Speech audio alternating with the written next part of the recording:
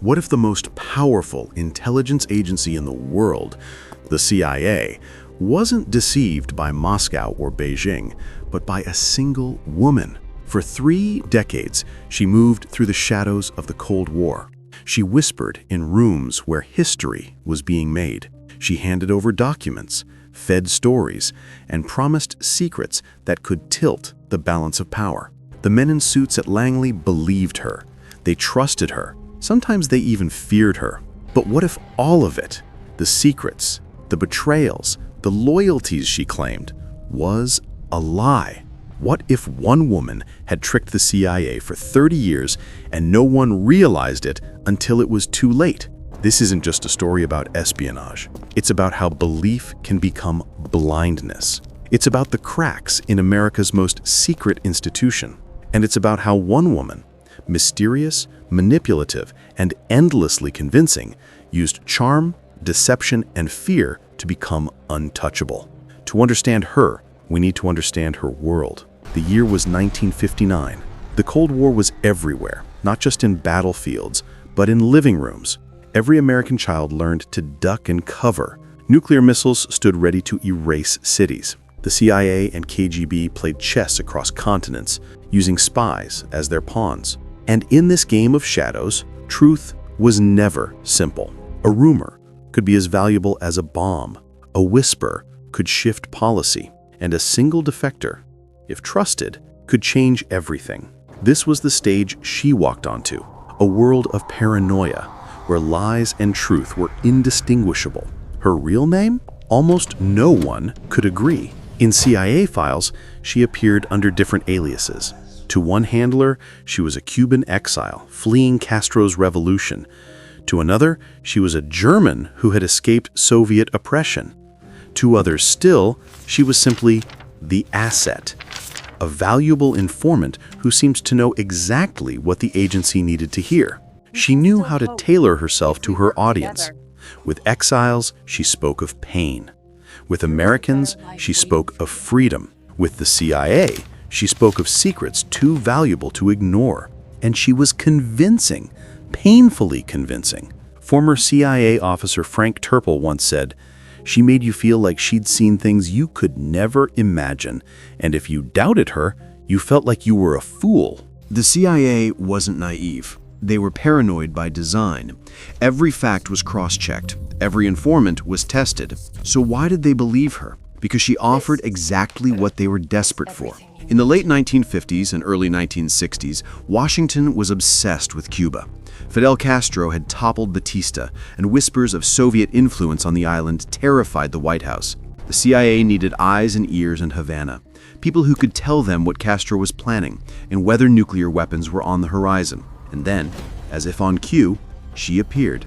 A woman who claimed to have lived close to the revolution, who spoke of secret meetings, hidden weapons, and shadowy alliances. Her stories always arrived at the right time, echoing the fears already circling Langley's hallways. Was she telling the truth, or was she telling them exactly what they wanted to hear? There's an old saying in intelligence, trust is the currency of espionage, and she spent it like a master gambler. Each time the CIA doubted her, she produced another detail, another lead, something that could be checked but never fully proven. She gave just enough to keep herself alive in the system. And soon, she wasn't just another informant. She was a prized source. Some of the agency began to notice inconsistencies, a timeline that didn't add up, a detail that contradicted another source. But each time suspicion rose, something else, a new secret, a new urgent warning, distracted them. It was a pattern, one that would repeat for nearly 3 decades. To understand her power, you have to imagine the CIA's world back then. Agents worked in silos. Handlers rarely compared notes. Files were locked away, names were scrubbed, and cross-referencing was a nightmare. She understood this, and she exploited it. To one handler, she was a frightened refugee. To another, a bold revolutionary. To another still, a woman with connections deep in Havana's inner circle. None of these handlers realized they were dealing with the same woman, telling different stories, all designed to fit the gaps in their intelligence puzzle. It was, in its own way, genius. By the mid-1960s, small cracks began to appear. A few CIA officers started to whisper, "Is she playing us?" But here's the problem with intelligence work. Once an asset is woven into your reports, once their information shapes policy, removing them becomes dangerous. If you admit she lied, you also admit that entire operations, even decisions made by presidents, might have been based on fiction. That's not just embarrassing, that's catastrophic. So the CIA doubled down. They kept her on the payroll. They fed her questions. They gave her more access. And unknowingly, they gave her more power. Outside of Langley, no one knew her name. But inside, she became a legend. The woman who always seemed to know. The woman who was always in the right place at the right time. The woman whose stories echoed the CIA's deepest fears. For her, it wasn't just about money. It was about control. She could shape the imagination of the CIA itself. She could guide where they looked, what they feared, and what they believed. And for 3 decades, she would keep doing it. They say spies live double lives, but what if a spy managed to live a triple one? By the 1970s, the Cold War had become a labyrinth of paranoia. Washington and Moscow weren't just racing for weapons and technology. They were racing for truth. Truth about each other's secrets. Truth about vulnerabilities. And the truth was often hidden inside a fog of lies. And in that fog walked a woman who seemed invisible. Her name, at least the one the CIA believed, was Florence Keene. To her neighbors in Virginia, she was a quiet librarian, the kind who attended Sunday service, baked pies for the church fundraiser, and waved politely at the mailman. But Florence Keene did not exist. She was a mask, carefully stitched together, hiding the real woman beneath. And yet, for 30 years, that mask held.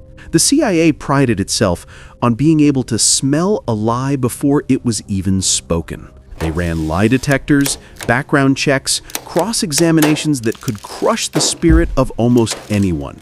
But with Florence, something was different. She carried herself with a gentleness, a vulnerability that disarmed suspicion. If she seemed too ordinary, it was by design, because the ordinary is invisible. Behind closed doors, though, this woman was something else entirely. According to declassified fragments of agency files, she was feeding information, not just to one side, but to both. The Americans believed she was theirs. Moscow believed she was theirs. And all the while, she was no one's but her own. Think about that. For 3 decades, in the most paranoid era of history, a woman, alone, without armies or nukes, played the CIA, the KGB, and everyone in between, like pieces on a chessboard. How?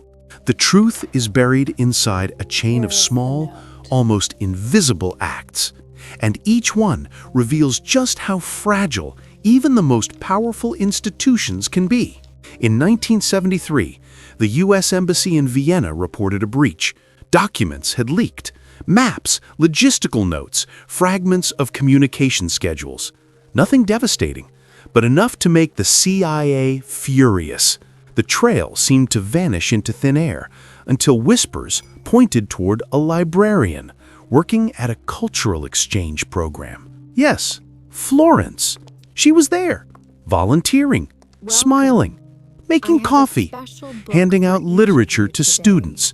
No one suspected her. Who would? She wasn't an officer. She wasn't even cleared for classified files. She was the background noise of American diplomacy. But history shows us, sometimes the most dangerous people are the ones no one pays attention to. Experts who later examined her case describe her strategy with one word: plausibility. She stayed within the margins of believability, one intelligence historian explains. She never asked for too much, never passed too much. She fed just enough to stay valuable, but not enough to raise alarms. Like a thief who only ever takes one coin from a purse. The victim notices nothing, until decades later, the purse is empty. The CIA didn't notice Florence's thefts. Or perhaps They didn't want to, because during the Cold War, suspicion already ran rampant. Paranoia was everywhere. Witches, moles, double agents. Entire careers were destroyed by accusation alone. For the agency to admit that someone had outsmarted them for decades would have shattered the illusion of control they so desperately clung to. So Florence kept weaving her web. A document here, a casual conversation there, a hint whispered into the right ear at a cocktail party. Every move was so subtle that it was invisible until it was too late. But here is where the story darkens. In 1981, during the last years of the Carter administration, a CIA operation in Eastern Europe collapsed. Several American assets were exposed.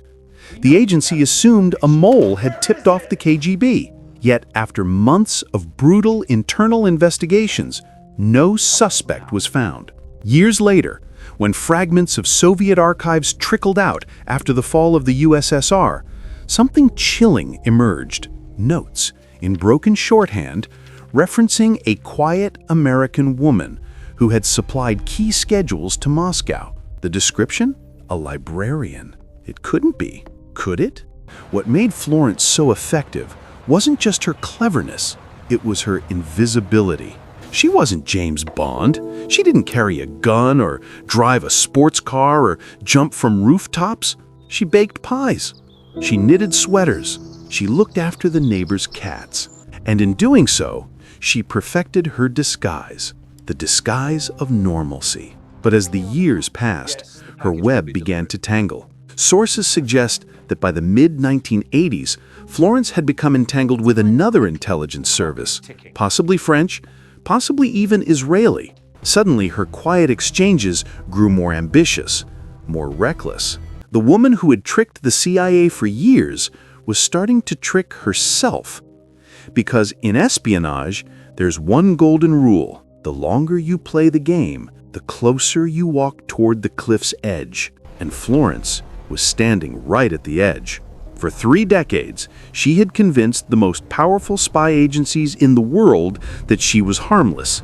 But now, her lies were catching up with her. For 30 years, she had worn her mask. For 30 years, she had moved like a shadow through the corridors of espionage. But in the world of spies, time is both a weapon and a curse. Because the longer a secret is kept, the heavier it becomes.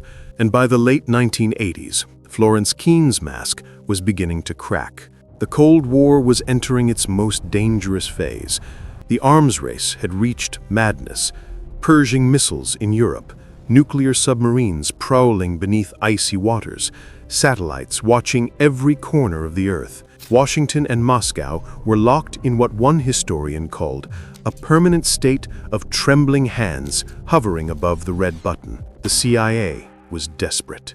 Every leak, every whisper, every slip of information carried the weight of millions of lives. And somewhere, inside this storm of fear, a librarian from Virginia had been leaking for decades. But now the whispers were starting to circle back to her. It began with a detail so small it could have been dismissed. In 1986, an internal audit discovered that certain embassy schedules had been compromised. Nothing spectacular, just travel itineraries, meetings, the kind of logistical data that seemed harmless. But to intelligence officers, harmless data is often the deadliest. Patterns reveal vulnerabilities. Routines reveal habits. And habits can kill. The Soviets seemed to be one step ahead, again. The CIA's counterintelligence chief, James Angleton, paranoid, obsessive, a man who saw betrayal in every shadow, had been gone for years, but his ghost still haunted Langley. His methods, his suspicion, his warnings. The mole is always where you least expect it, he used to say. And now, suspicion was whispering the name of Florence Keene. But Florence was clever. For decades, she had danced just beyond the spotlight of suspicion. When colleagues raised an eyebrow, she disarmed them with warmth. When questions surfaced, she drowned them in kindness. The CIA wasn't just a place of secrets. It was a place of egos. Men in gray suits, convinced they were the smartest in the room, and Florence, with her soft voice and unassuming presence, never threatened their pride. She hid in plain sight, shielded by the arrogance of those who underestimated her. But by 1987, the agency could no longer afford underestimation. The Cold War was trembling toward its climax. Every mole hunt grew more vicious, and Florence's world was starting to unravel. A declassified memo hints at a chilling scene. An unnamed female employee, possibly Florence, was pulled into an informal conversation with counterintelligence officers. The memo describes her demeanor as calm, cooperative, forthcoming. But beneath those words lies a question history can't answer. Did Florence know the walls were closing in, or was she still playing the game, even as the noose tightened? Because here's the twist. Florence wasn't just passing scraps anymore. According to fragments of Soviet files smuggled after the USSR's collapse, she was feeding far more sensitive information by the mid-80s. If true, this meant that the woman who had tricked the CIA for 30 years wasn't just a nuisance. She was a dagger pointed at the heart of American intelligence, and yet, no one could prove it. Let's pause here. Imagine living this life. Every morning, you wake up in a quiet suburb. You water your plants. You greet your neighbor. You drive to work. You shelve books, sort papers, and chat with colleagues. And all the while, in your purse, in your memory, in the secret corners of your mind, you carry classified fragments that could alter the fate of nations. The performance never ends. The mask never comes off. For 30 years, Florence had balanced on that razor's edge, and now she was beginning to lose her footing. The CIA was not blind. They had learned from past humiliations. Aldrich Ames, Robert Hansen, Edward Lee Howard, double agents who slipped through their fingers until the damage was irreversible. Each betrayal had carved scars into the agency's pride. Florence, though, was different. She wasn't an officer. She wasn't trained. She was ordinary, and perhaps that was why she was extraordinary. But by 1988, even her ordinariness was no longer protected. There's a story, half legend, half truth, about a surveillance operation in Vienna. Florence was seen leaving a cafe, carrying a book with a hollowed spine. Inside, a roll of microfilm. The watcher claimed she handed it off to a Soviet contact before slipping back into the city's gray streets. Was it really her, or just another ghost of Cold War paranoia? History refuses to give us certainty, but what we know is this. The CIA's suspicion grew louder. The walls around Florence began to close in. And then something strange happened. By 1989, as the Berlin Wall cracked and the Cold War began to dissolve, Florence seemed to vanish. Not officially. She still lived in her Virginia home, still volunteered at church, still smiled at neighbors. But in the world of espionage, she grew quieter. Contacts faded, transfers slowed. She retreated into the background once more. Perhaps she sensed the tide turning. Perhaps she knew her luck was running out. Or perhaps she had achieved exactly what she wanted and was ready to disappear. For 30 years, this woman had walked undetected through the most dangerous game in the world. And as the Soviet Union collapsed, she slipped away, leaving only questions behind. Was she truly a triple agent? Did she betray America? Or was she a ghost story? Exaggerated, misunderstood, a myth built from fragments of fear. The CIA never gave a definitive answer. The files remain patchy, incomplete, sometimes deliberately vague. Even experts argue today, was she the most successful spy in American history, or the most successful illusion? But here's the haunting part. If Florence could exist, if one ordinary woman could trick the CIA for 30 decades, how many others were there? How many shadows still walk among us, unseen, unsuspected, untouchable? Because espionage is not about explosions or car chases or tuxedo-clad agents sipping martinis.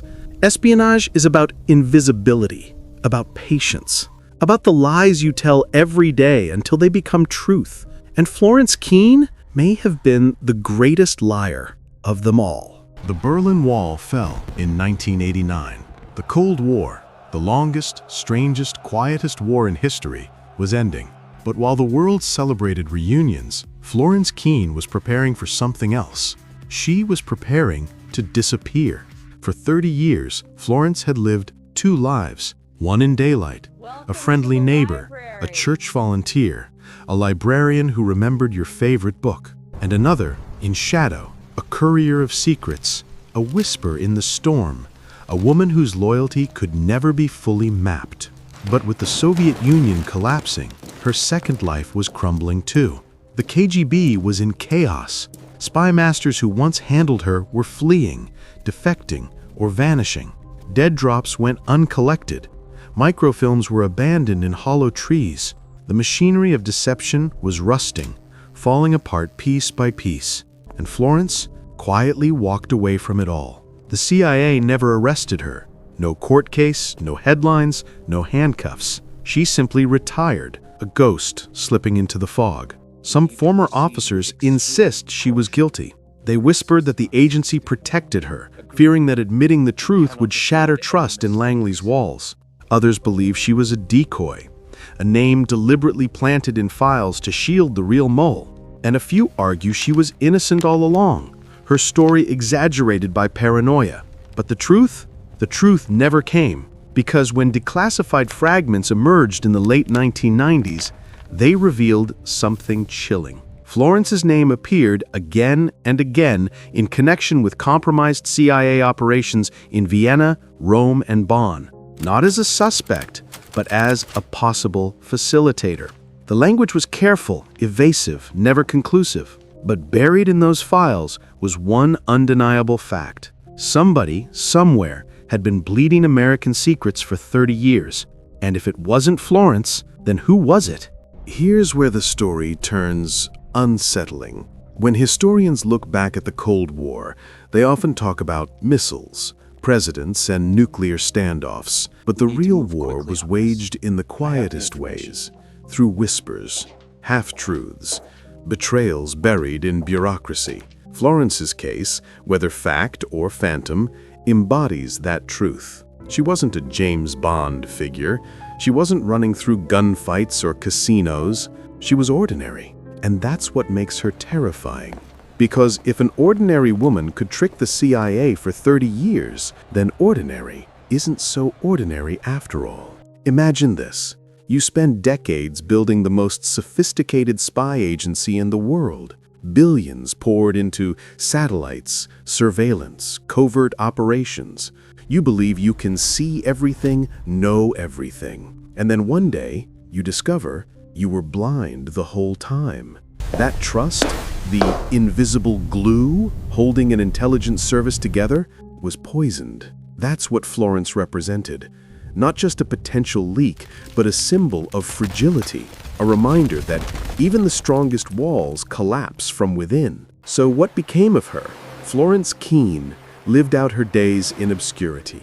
Some say she moved to a quiet town in Maine. Others claim she spent her last years abroad, in Eastern Europe, reconnecting with old handlers who had survived the Soviet collapse. Officially, her name faded into silence. No trial, no obituary in the papers, no official acknowledgement, just absence. And maybe that's the cruelest twist of all, that after 30 decades of deception, she denied history the closure it craved. Today, her story survives in fragments, declassified files with missing pages, interviews with retired officers who refuse to speak on record, whispers from Moscow archives smuggled out after the USSR's fall.